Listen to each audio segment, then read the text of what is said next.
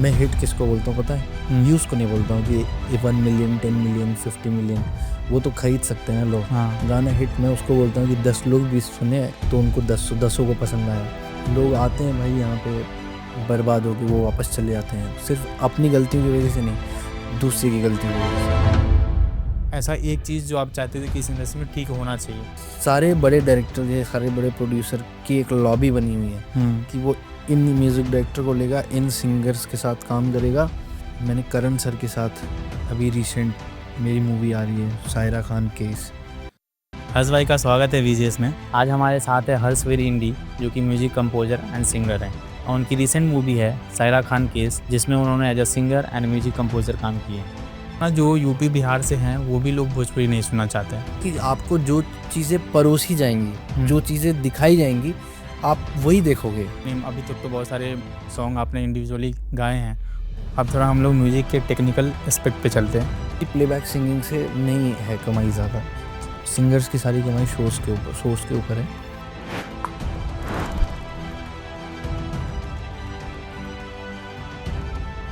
तो आप यूपी से, मैं भी बिहार से हूँ, तो हम लोग ना, हमारे यहाँ जैसे हम लोग जब बात करते हैं तो मैं यूज़ नहीं करते, हम यूज़ करते हैं। ओके। तो आपका हम से मैं तक का जो जर्नी है, जैसे यूपी से मुंबई तक का जो जर्नी है, वो कैसी रही? पे जब मैं क्लास 7th या 8th में था, तब से ही मुझे गाने का शौक था और मैं अकेले में गाया करता था और कंपोज़ भी बहुत अच्छा करता था और आड़ा टेढ़ा लिरिक्स भी लिख लेता था।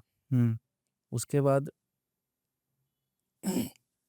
इंटरेस्ट मेरा म्यूज़िक में बढ़ा वहाँ से कि एक बार मैं गलती से स्टेज पे चढ़ गया और ऐसे। दोस्तों ने एप्रिशिएट कर दिया। अभी सही किया और गलत किया वो तो नहीं पता, लेकिन उस वक्त मेरे अंदर आ गया था, मतलब कि मैं कुछ कर पाऊंगा तो यही कर पाऊँ, क्योंकि मैं बहुत एवरेज स्टूडेंट था, मतलब बहुत और एज सच पढ़ाई को लेके, पढ़ाई के फील्ड में मैं आगे करने का कुछ सोचता भी नहीं था, क्योंकि मेरे सिर पे तब तक सवार हो चुका था भाई म्यूज़िक। अच्छा।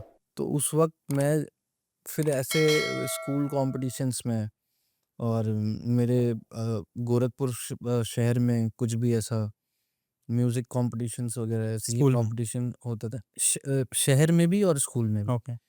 कुछ भी होता था तो मैं पार्टिसिपेट करता था वहाँ पे। हम्म। फिर एक बार जब मैं क्लास 8 9th में गया तो फिर एक रेडियो बिग बिग एफएम करके एक यूपी लेवल का एक वो कॉम्पिटिशन हुआ था, जिसमें टॉप 3rd में मैं आया था। नाइस। कानपुर गया था मैं उसके लिए ऑडिशन देने, और मेरे डैडी बहुत खिलाफ थे मेरे अच्छा। म्यूज़िक के। मतलब उनका था कि मैं सिविल सर्विसेज में जाऊँ, क्योंकि मेरे पापा भी एक पंचायत विभाग के एक अधिकारी हैं। तो उनका मन था कि और उधर ये सब ज़्यादा होता है वैसे। उनकी चीज़ों को मैं आगे बढ़ाऊँ। तो मम्मी बहुत सपोर्ट करती थी, और मम्मी का पापा से लड़ जाना मेरे लिए, और पापा को बोलना कि अरे एक मौका तो दो आप मुझे। तो ऐसे करते-करते जब मैं थोड़ा और बड़ा हुआ तो मैं क्लास 10th के बाद से ही मैं ज़िद करने लगा कि मैं 11th में आके कर लूँगा, मेरे को मुंबई जाना है। मैं आके अपना मतलब एग्ज़ाम्स दे दूँगा मैं, स्टडीज़ करूँगा मैं, लेकिन मुझे मुंबई जाना है। तो मैं क्लास 11th में 2016 में 16 फ़ेब को मैं मुंबई आया था फर्स्ट टाइम। डेट याद है आपको? हाँ, 16 फ़ेब आ गया। फिर भाई उसके बाद जो स्ट्रगल थी वो सारी स्ट्रगल हुई। मैं आपके स्कूल में आऊँगा कि जब मैं स्कूल में था तो कुछ लोग ऐसे थे कि अगर कोई 26 जनवरी होता है, 15 अगस्त होता है, तो इसमें पार्टिसिपेट करते हैं ना लोग, सिंगिंग के लिए, डांस के लिए। मैं जब था, कुछ लोग ऐसे थे, कोई डांस में कंपटीशन किया और म्यूजिक में किया, तो लड़कियां लोग पागल रहती थी इस पे, मतलब ऐसा हाँ। जो डांस कर रहे हैं, ठीक है, तो ऐसा चीयर कर रहे हो उस पे ज़्यादा, तो कभी लगता था यार मैं भी कभी पार्टिसिपेट करूँ किसी चीज़ में, ताकि मेरे पीछे भी कुछ ऐसा आए। तो आपकी उस समय ये कैसे थी, मतलब ऐसा जब परफॉर्म करते थे तो मतलब क्या स्कूल में आपकी एक अलग सी मतलब इमेज बन जाती है? मैं रॉकस्टार था भाई अपने स्कूल का।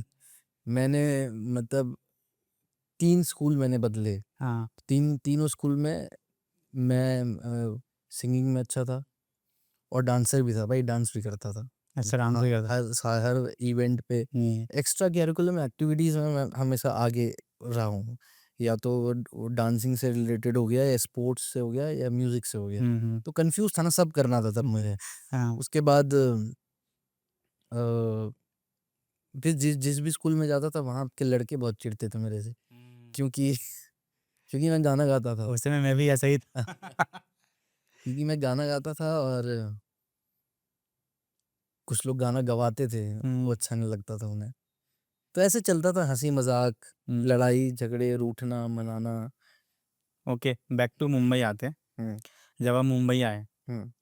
तो उसके बाद कैसे मतलब आपकी आगे मतलब बढ़ी, कैसे आपको काम मिला और कैसे आपने लोगों को अप्रोच किया? क्योंकि ये क्वेश्चन मैं इसलिए पूछ रहा हूँ कि जो बाकी लोग हैं जो कहीं किसी और सिटी में, कहीं पे गाँव पे काम गाँव में कुछ कर रहे हैं, म्यूज़िक कर रहे हैं, डांसिंग कर रहे हैं, कुछ भी ऐसा कुछ कर रहे हैं जिसको मुंबई आना है, उनको पता नहीं है कि मतलब कैसे लोगों को अप्रोच करना है, हुँ। कैसे लोगों के साथ काम करना है। तो आप जब आए, तो आपने कैसे अप्रोच किया और कैसे काम स्टार्ट किया, उसके बारे में बताइए?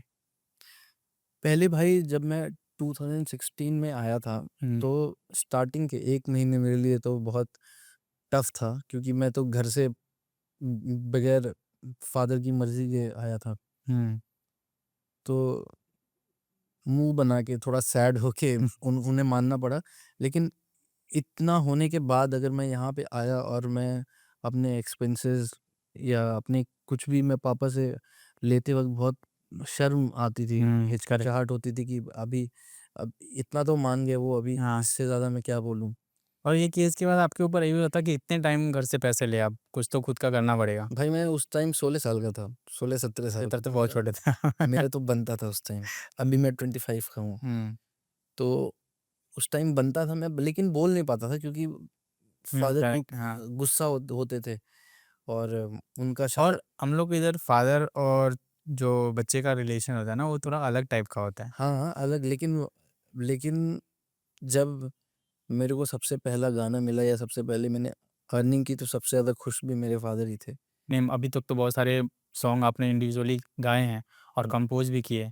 तो उसके बाद कैसे आपके रास्ते बनी, कैसे-कैसे आपने स्ट्रगल किया उसके बारे में बताइए? उस वक़्त मैं जब आया था, तो मैं अपने एक फ्रेंड के भरोसे आया था। हुँ, उसने बोला कि भाई आजा, मैं हूँ। तो मेरी तो पूरी ताकत मुझे मिल गई थी कि अब तो हुँ, चलो, अब मेरे पास ठिकाना है मुंबई में, जो सबसे बड़ी चीज़ होती है मुंबई, करेक्ट। ठिकाना। तो मैं आया मुंबई, वो मेरा फ्रेंड, उसने अपने घर पे रोका। हुँ, एक चौल था भाई, कांदिवली में, हुँ, तो मैं वहाँ पे था, उस चौल में रहता था भाई। अपनी लाइफ में मैं कभी ऐसे रहा नहीं था। हुँ। मतलब मैं वॉशरूम जाने के लिए भी 2-2 3-3 घंटे लाइन में लग लाइन में लेना पड़ा। मॉर्निंग में। चौल में यूजुअली ऐसा होता है। हाँ, अलग से और वॉशरूम रहता हाँ, अलग से वॉशरूम होता था, और 2-2 3-3 घंटे मेरे को लाइन में लगने पड़ते थे वॉशरूम जाने के लिए। अब कहाँ हमें आदत, हम 15 मिनट, 20 है। मिनट, आधे घंटे में बैठे। तो ये चीज़ में मुझे झेलना बहुत, यहाँ पे सेटल होने में मेरे को बहुत टाइम लगा।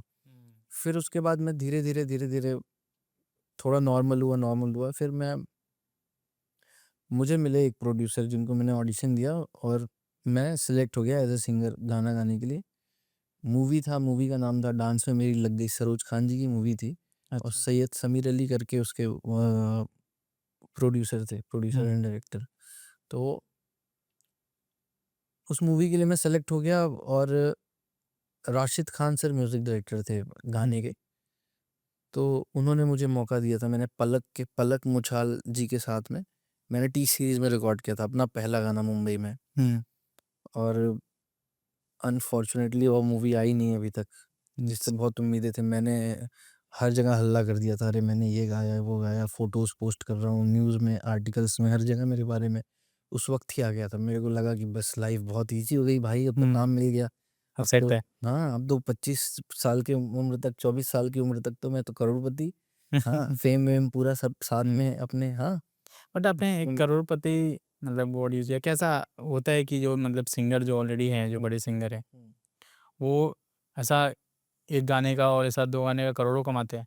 नहीं, गानों का वो प्लेबैक सिंगिंग का एक फ़िक्स रेट नहीं होता। हुँ, कभी-कभी सिंगर्स फ्री में गा देते हैं, अगर उन्हें हुँ, कॉम्पोज़िशन बहुत ज़्यादा पसंद है, और कंपोज़र बहुत क्लोज़ है उनका, हुँ, तो कभी-कभी वो फ्री में गा देते हैं क्योंकि प्लेबैक सिंगिंग से नहीं है कमाई ज़्यादा। अच्छा। सिंगर्स की सारी कमाई शोज़ के ऊपर है। हुँ। शोज़ कैसा कर रहे हैं, क्या कर रहे हैं, उसके ऊपर है अच्छा, सारी कमाई। राशिद सर के साथ आपने कैसा एक्सपीरियंस रहा आपका काम करने का? आपने राशिद सर के साथ बहुत लंबे टाइम तक काम किया, हाँ, मैं तो आप उनके बारे में बताइए और आपका एक्सपीरियंस कैसा रहा उनके साथ? अभी भी आई थिंक उनके साथ हैं आप? हाँ, मैं उनके साथ वो मेरे मतलब मेरी फैमिली है। राशिद सर तो मुंबई जैसे शहर में आपको एक परिवार जैसा कोई मिलता है, हुँ। तो राशिद सर, उनके बच्चे मेरे छोटे भाई-बहन की तरह हैं। हुँ, हाँ, फिर मैम, उनकी वाइफ़, उनका बहुत प्यार मिला। अब उनके हाथ का खाना हमेशा ऑफ़िस आता है, मैं, राशिद सर, हम सब लोग साथ में खाते हैं। तो मतलब मुझे बहुत प्यार मिला उन सबसे। हुँ, मेरे लिए एक फ़ादर फ़िगर टाइप के रहे हैं मुंबई में वो। और भाई उसके पीछे भी एक लक बोलेंगे भाई, बहुत लकीली मैं उनसे बाद में मिला। एक हुँ, बार गाना रिकॉर्ड किया मैंने हुँ, पलक जी के साथ में, तो वो गाना रिकॉर्ड करने के बाद मेरा कनेक्शन ख़त्म हो गया उनके पास। अच्छा। फिर मैं गोरखपुर गया, अपने हुँ, होम टाउन। हुँ, गोरखपुर गया कुछ महीनों के लिए और फिर मैं मुंबई वापस आ रहा था और मैं ओएलएक्स पे भाई मैं फ्लैट ढूँढ रहा था कि मैं कहाँ पे ले सकता हूँ पीजी। अच्छा। तो वो फ्लैट ढूँढते-ढूँढते भाई तो मेरे को तो बहुत इधर-उधर के फ्लैट्स मिल रहे थे। मलाड में, कुछ हुँ, कांदिवली में, फोर बंगलो में। मैंने पता नहीं क्यों अपना पाटलिपुत्र सोसाइटी है, तो उसके सामने हुँ, एक सिटी में एक बिल्डिंग है। तो वहाँ पे पता नहीं क्या सोच के मैंने वो फ्लैट वो कन्फर्म ओएलएक्स पे मैंने यहाँ से रिक्वेस्ट भेज दी कि मेरे को डिटेल चाहिए और मैं वहाँ शिफ्ट हो गया। फिर वहाँ से वहाँ पे शिफ्ट हुआ, वहाँ से स्ट्रगल चालू कर दिया और उस वक़्त मैंने आजीवासन जॉइन किया था। आजीवासन सुरेश वाडकर इंस्टीट्यूट है, म्यूज़िक इंस्टीट्यूट। वहाँ मैं हुँ, संगीत सीखता था, हिंदुस्तानी क्लासिकल। नेहल मैम से, नेहल थाड़ेश्वर मेरी गुरु हैं, तो वहाँ से मैं सीखता था। तो मैं नीचे इंस्टीट्यूट जाने के लिए नीचे उतरा, मेरे को सामने राशिद सर मिल गए। अच्छा। मैं जाके उनसे मिला, मैंने बोला, "हेलो सर, नमस्ते, पाँव छू के कि कैसे हैं आप?" ये वो। तो उन्होंने बोला, "यहाँ कहाँ?" मैंने बोला कि सर मैं ये सामने रह रहा हूँ। हुँ, तो लकीली उनका घर उस घर के उस बिल्डिंग के सामने उनका घर था। मैंने अच्छा। बोला कि मैं इसमें रहता हूँ। हुँ, क्या कर रहे हो कल?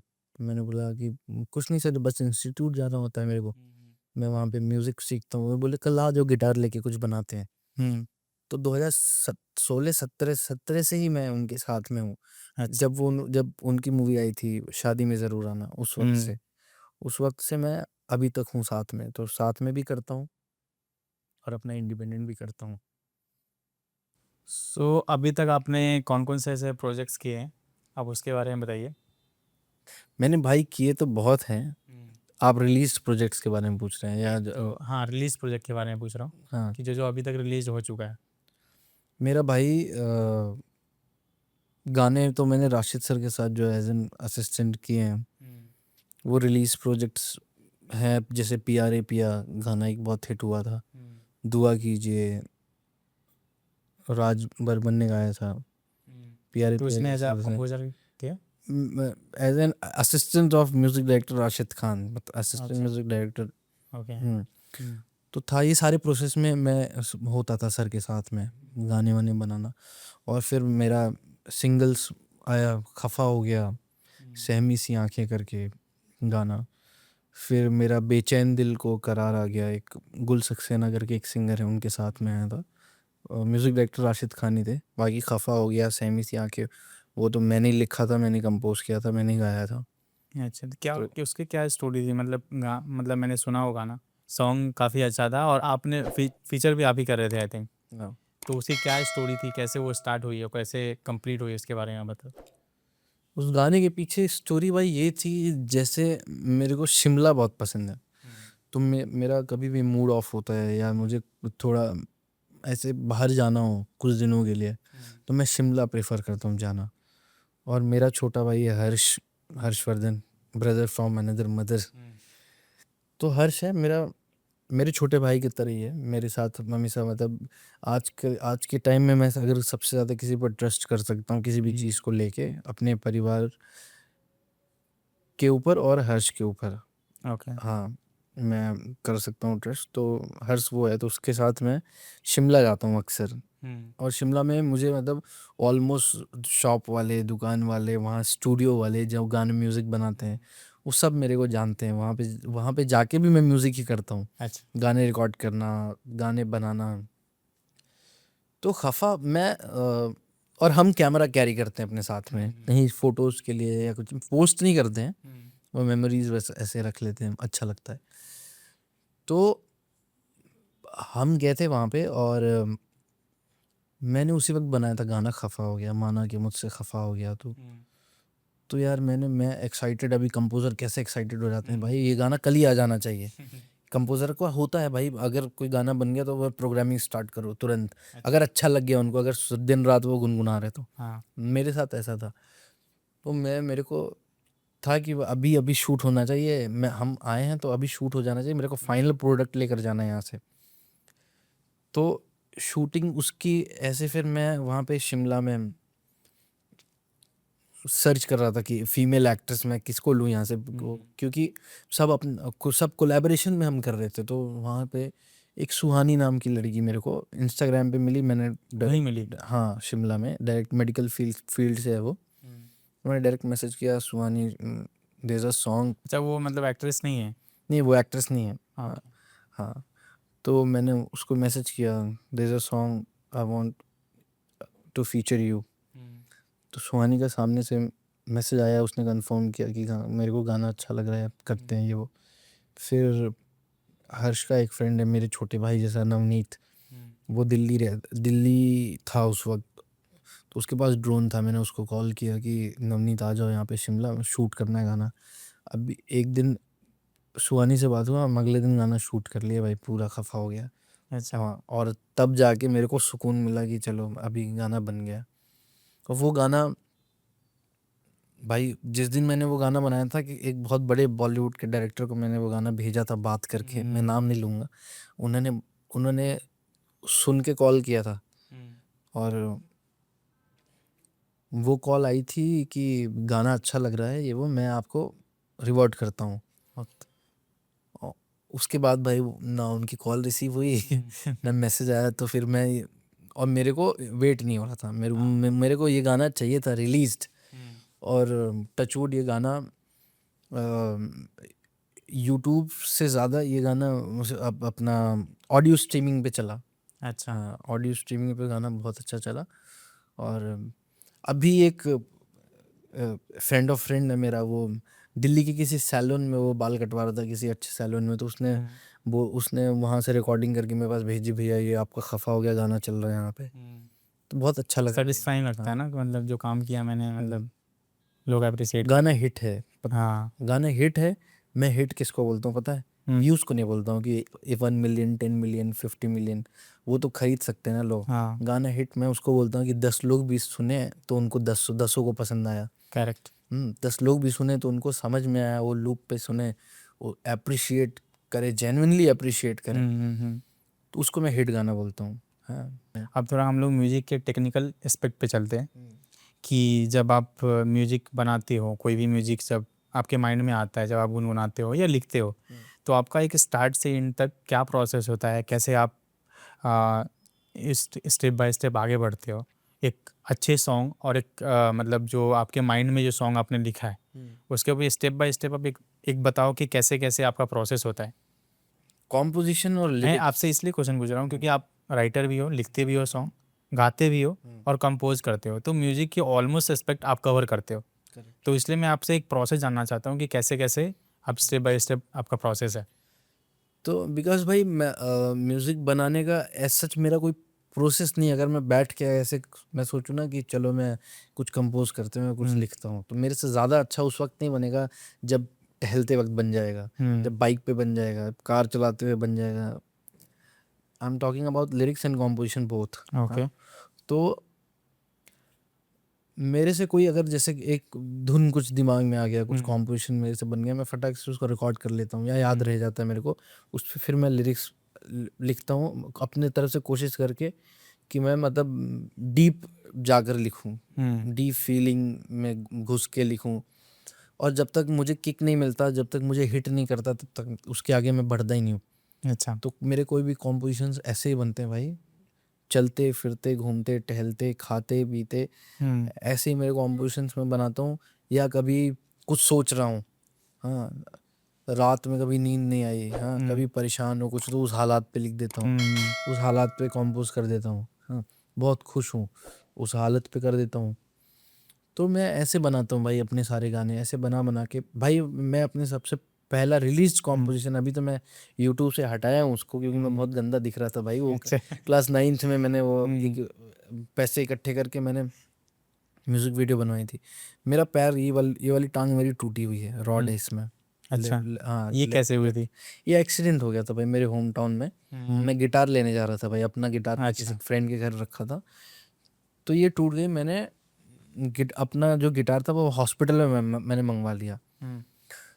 तो अब मैं हॉस्पिटल में मैं बोर हो रहा था, मैं लेटा रहता था, बाकी तो कुछ काम तो है नहीं वहाँ पे, बस डॉक्टर नर्सेस को बस इम्प्रेस करते रहते थे गाना सुना के, कि वो मतलब ज़्यादा दर्द ना दे मेरे को। हाँ, तो क्या भाई, रात में मैं ऐसे ही लेटा था बस, गिटार मेरे बगल में होता था, मेरे पैर में यहाँ से वहाँ तक वो प्लास्टर था। ऑपरेशन होके, नहीं, हाँ, ऑपरेशन होके मैं ऑपरेशन थिएटर से निकला था और मैं बस लेटा हुआ था।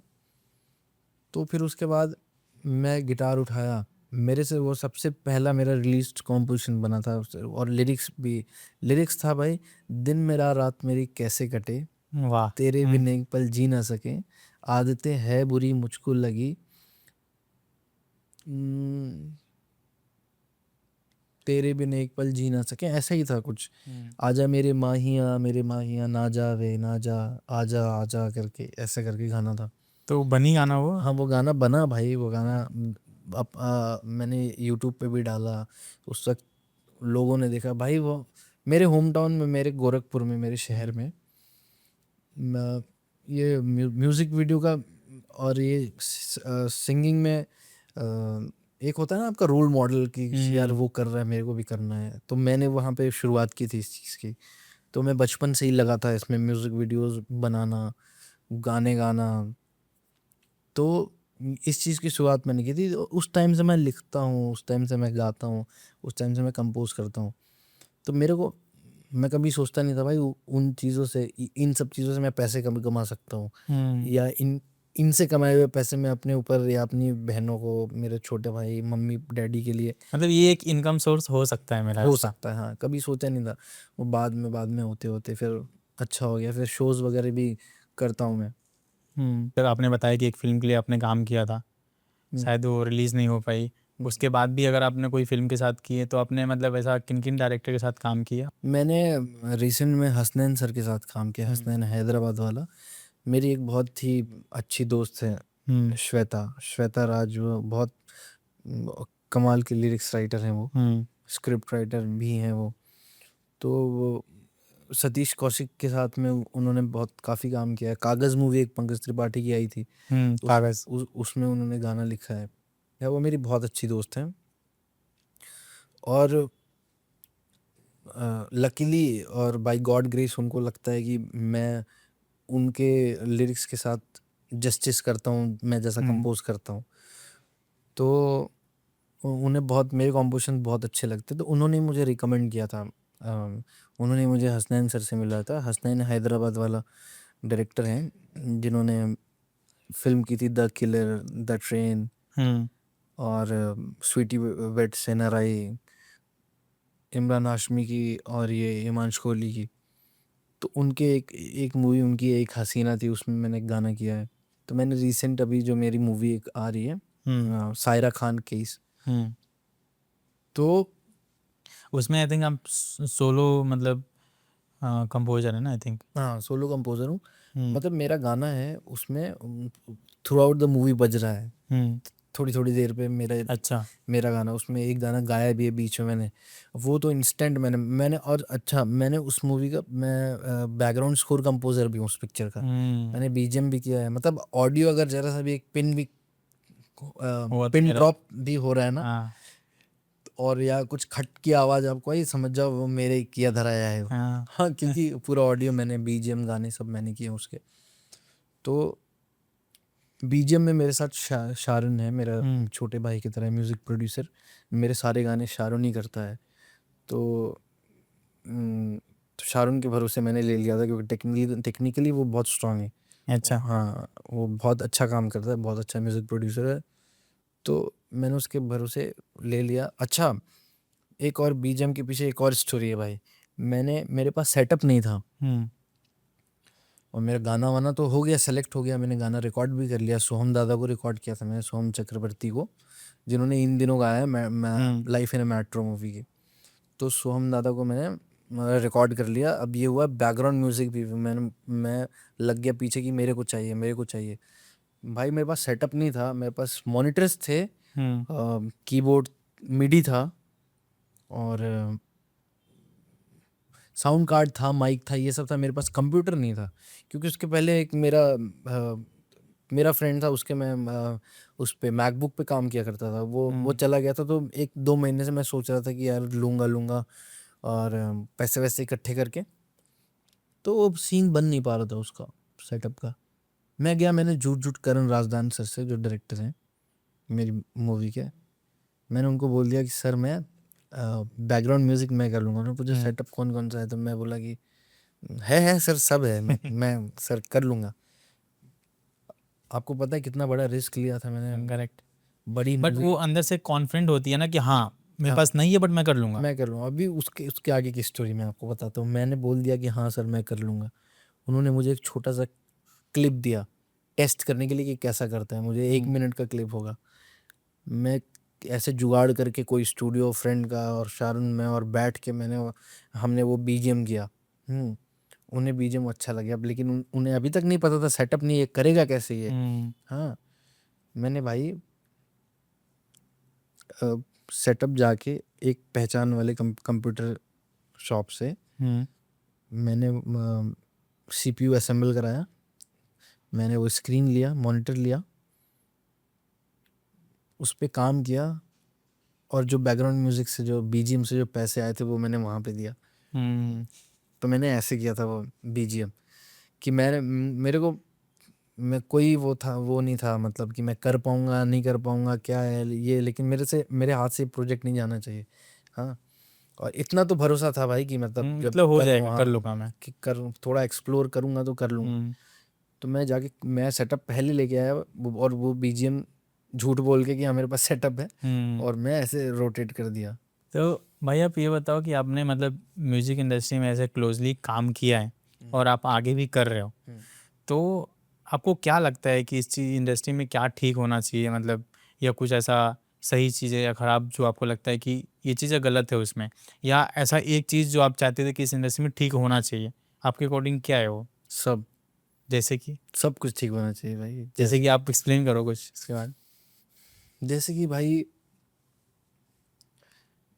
सबसे खराब मेरे को पता क्या लगता है भाई, मैं being a composer, being a music director, में ये चीज़ बोल रहा हूँ कि आप अगर प्रोड्यूसर हो, अगर आप गाने सुनने आ रहे हो या आपने किसी को बुलाया है गाना सुनने के, एटलीस्ट उसको रिस्पेक्ट तो दो। यहाँ पे रिस्पेक्ट सबसे बड़ी चीज़ मिसिंग है इंडस्ट्री से, रिस्पेक्ट नहीं मिलती। अगर आप गाना सुन रहे हो स्टूडियो पे, आप आए हो कि हाँ आप मेरे को गाना सुनो, मैंने अपने आपको सब्जेक्ट दिया था, और आप बीच में फ़ोन यूज़ कर रहे हो, फ़ोन चला रहे हो, हाँ बातें कर रहे हो आप जिसको साथ लाए हो, इससे भाई मेरे को बहुत नफरत है। हाँ, और यहाँ पे जो लॉबी सिस्टम है, आपको पता होगा लॉबी, एक्सप्लेन करो। मतलब सारे बड़े डायरेक्टर के, सारे बड़े प्रोड्यूसर की एक लॉबी बनी हुई है कि वो इन म्यूज़िक डायरेक्टर को लेगा, इन सिंगर्स के साथ काम करेगा, और प्रोड्यूसर की भी, हाँ इन डायरेक्टर को मुझे लेना है फिल्म डायरेक्टर के लिए, डायरेक्शन के लिए इसको, म्यूज़िक डायरेक्टर के लिए इसको, मतलब कास्टिंग के लिए इनको। तो ये सारी लॉबी बनी है, उस लॉबी से बाहर कोई जाके काम करना नहीं चाहता। अब वो क्यों नहीं करना चाहता वो उनको पता होगा। तो ये शायद वो लॉबी अपने सिस्टम, कंफर्ट जोन में है कि भाई इनके साथ ही अच्छा मेरा बन रहा है। नहीं तो उनके साथ तो मतलब आपको भगवान ने एक दर्जा दिया है यार, बड़ा डायरेक्टर बनाया है, बड़ा प्रोड्यूसर बनाया है, तो आपको कंफर्टेबल फील करने के लिए ज़िंदगी में आप कंफर्टेबल फील करो। आप अपने माध्यम से आप किसी का भला कर सकते हो यार। टैलेंटेड, मेरे से भी लाख गुना टैलेंटेड लोग घूम रहे हैं भाई मुंबई में। मतलब उनको सुनो तो आप एटलीस्ट ध्यान से तो सुनो, सोचो तो कि हाँ मतलब इसको भाई बहुत कमाना तो आपको भी है उससे, हाँ कमाना तो उसको भी है। तो एक चीज़ें अच्छी चीज़ होगी, किसी का घर बनेगा भाई, कि दाल रोटी मिलेगी किसी को, दाल रोटी है बड़ा बड़ा और वर्ड है। आपको मतलब आपको क्या लगता है कि मतलब क्यों ऐसा वो लोग करते हैं, मतलब ऐसा कुछ रीज़न कि आपको आपके अकॉर्डिंग लगता है?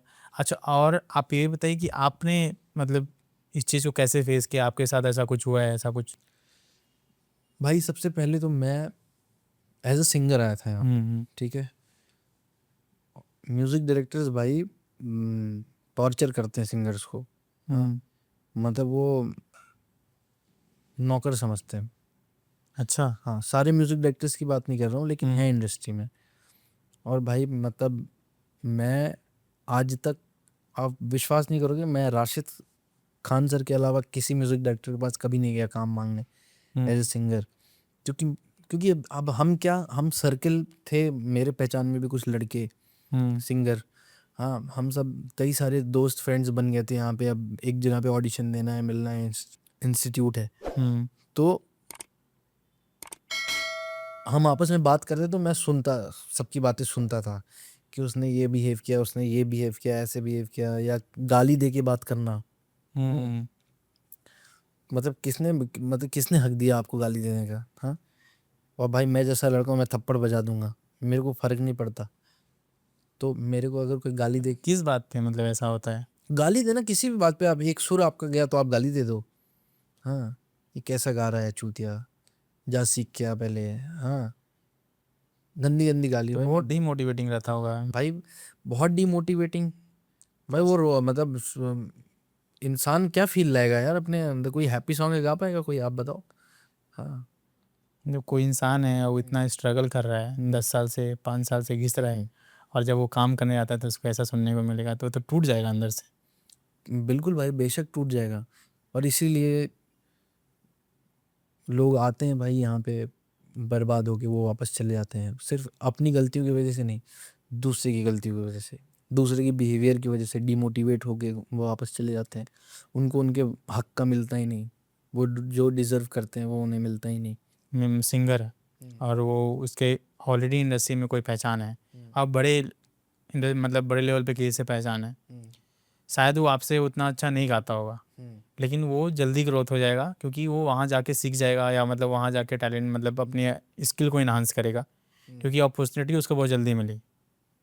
कहीं ना कहीं भाई इसके पीछे लक फैक्टर भी है, मतलब आपको मिल गया है तो आप लकी हो, लक फैक्टर बहुत भाई। मैं आप बिलीव करते हो लक में? मैं पहले नहीं करता था, लेकिन अब करता हूँ, अब करता हूँ क्योंकि अपने अगल बगल में अपने से टैलेंटेड लोगों को देखता हूँ भाई, मतलब मैं सीखता हूँ उनसे, हाँ मैं खुश होता हूँ उनको देख के, उनकी चीज़ें देख के, और मेरे से जो बन पाता है भाई ये चीज़, मैं आपसे बता रहा हूँ, मेरे से जो बन पाता है, अगर कोई प्रोजेक्ट मेरे पास नहीं गया तो मैं चाहूँगा कि मेरी किसी दोस्त के पास जाए, तो मैं उसको वहाँ पे रिकमेंड कर देता हूँ।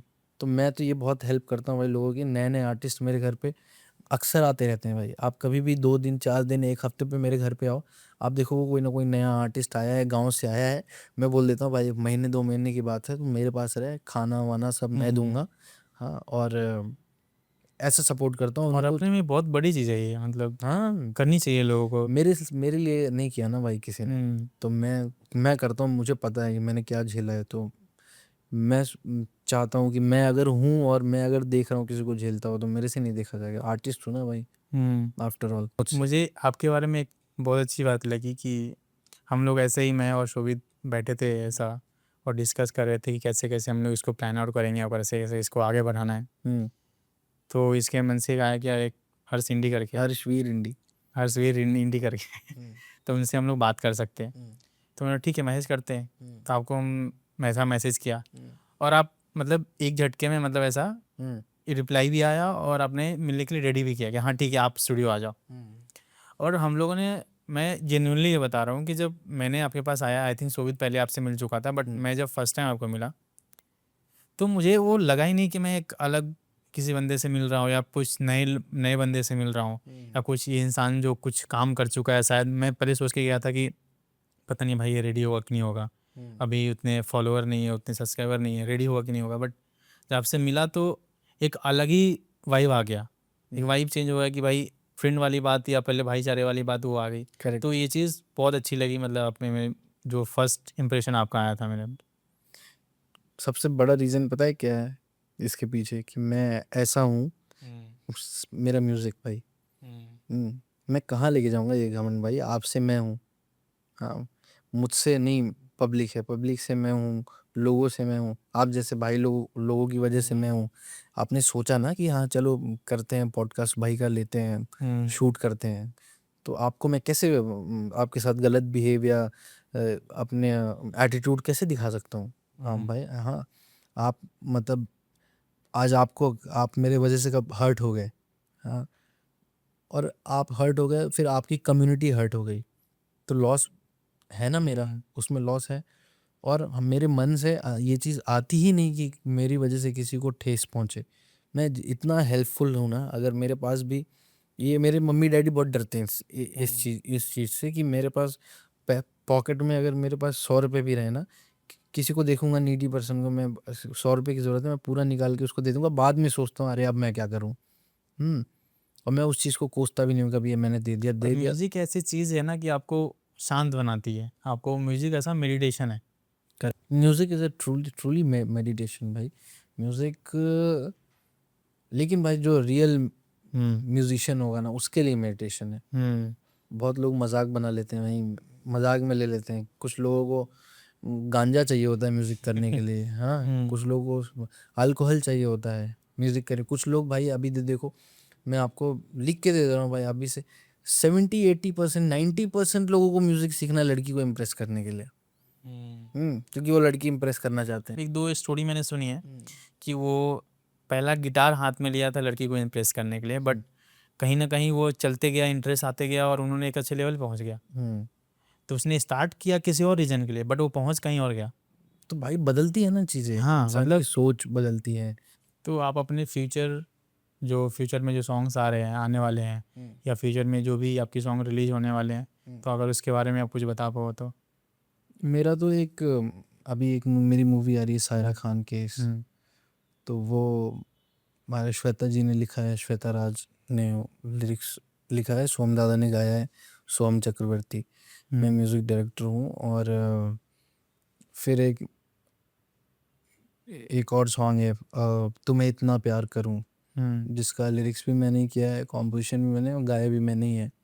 ये 2 लाइन। हाँ, एक और गाना मेरा आ रहा है, मैंने एक फॉरेन म्यूज़िक डायरेक्टर के साथ काम किया है, स्टीफन आरन। ओके, तो क्या उनके साथ क्या कैसा काम किया है, क्या collaboration? He is from Germany. Okay, और मैंने कोलैबोरेशन किया है, हम मतलब फ्यूजन कर रहे हैं, एक हिंदी का और एक जर्मन म्यूज़िक का। अच्छा, तो उसमें मैं सिंगर हूँ, और मैंने हिंदी में लिरिक्स भी लिखा, कॉम्पोजिशन स्टीफन सर की थी। ओके, तो उनके साथ मिलके आ रहा है स्टीफन सर ने बहुत अच्छे काम किए इंग्लिश गानों में। और मैं आपके माध्यम से बोलूँगा, एक बार जाके आप सुनो, आपको बहुत अच्छा लगेगा। तो उनके साथ भी मेरे कुछ गाने आ रहे हैं, जिसमें से एक मैंने रिकॉर्ड करके यहाँ बॉम्बे से रिकॉर्ड किया था, तो मैंने भेज दिया वहाँ, और बाकी रिलीजिंग प्रोसेस वगैरह चल रही है उसकी। तो आपने इतने सारे म्यूजिक कंपोज किए हैं और गाए भी है, तो हम चाहते हैं कि आप ऑन द स्पॉट लाइव आप एक गाना बनाएं, श्योर और श्योर मैं एक वर्ड देता हूँ, अब उस वर्ड के अकॉर्डिंग कुछ भी आपके अकॉर्डिंग जो धुन या मतलब म्यूजिक आ रहा होगा, उसके अकॉर्डिंग आप प्ले कर। Sure sure.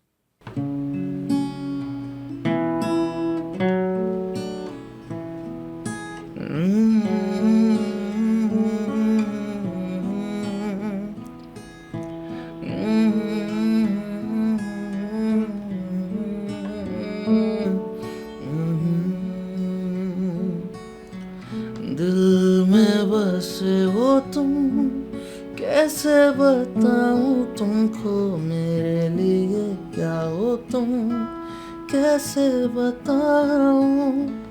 आदत मेरी है बुरी, तेरे बिन जी ना पाऊं, कैसे ये बताऊं क्या हो मेरे लिए। हारिश।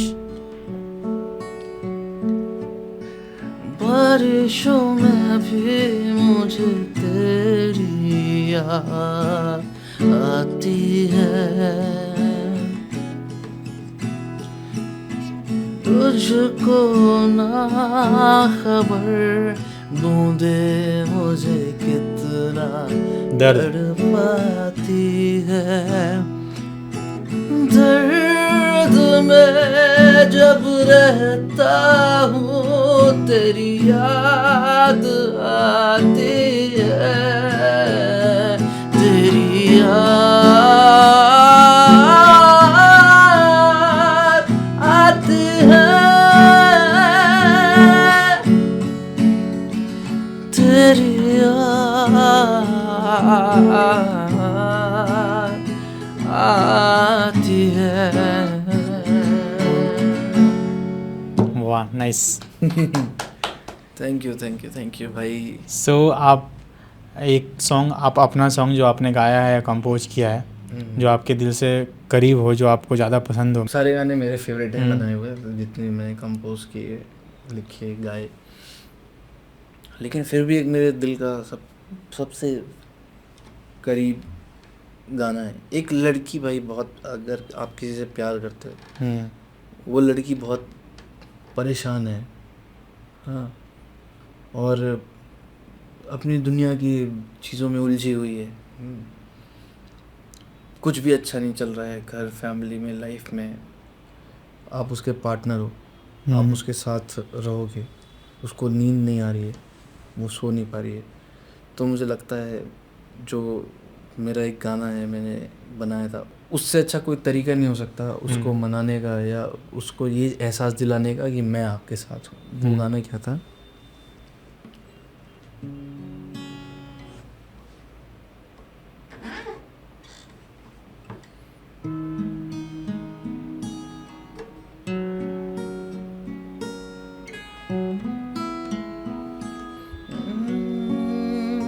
अभी अनरिलीज गाना है। कोई बात नहीं, लेकिन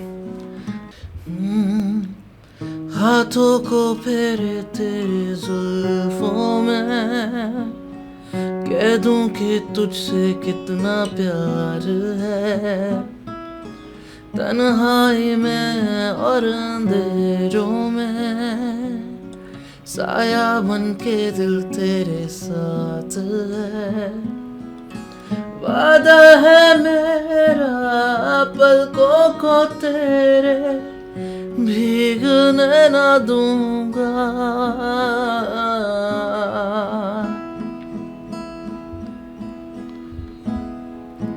चल अब चैन से सो जा, तेरा हाथ पकड़ बैठा हूँ, गर डर जो लगे फिर भी तुझे सीने से जकड़ लेता हूँ, जो कांटों भरे रास्ते हैं तेरे हिस्से का चल लेता हूँ, सब भूल के मुझ में ही खो जा, कांधे पे मैं सर रखता हूँ, तेरे हक का इस दिल में मैं पाक ज़मीं रखता हूँ, मैं पाक